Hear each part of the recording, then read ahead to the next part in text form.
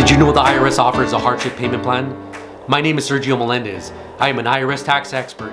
I'm a Juris Doctorate and enrolled agent, and I have resolved millions of dollars on behalf of my clients. Today I will be discussing how the IRS approves a hardship payment plan.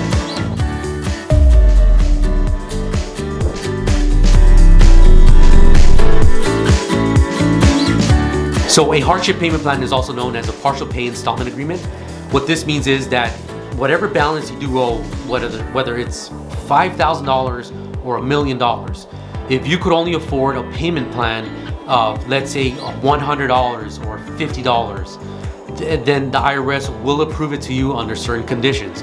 You do have to have proof of income and proof of your reasonable living expenses, and normally it's whatever it's on the positive side of the income minus expenses. That is the payment plan that the IRS will approve. The forms you probably would have to fill out depends on the level of collection you're in. Sometimes you get assigned ACS collections, which is the 1-800 number of the IRS department. And if so, then you have to fill out the 433F.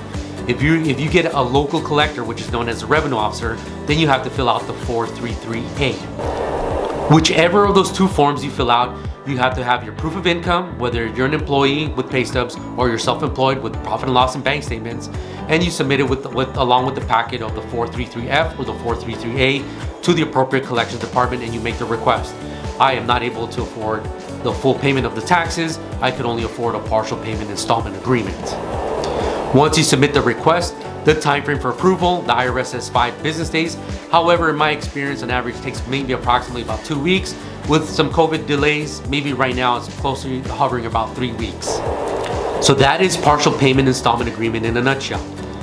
If you'd like us to review your case, give us a call. We're more than happy to review your case.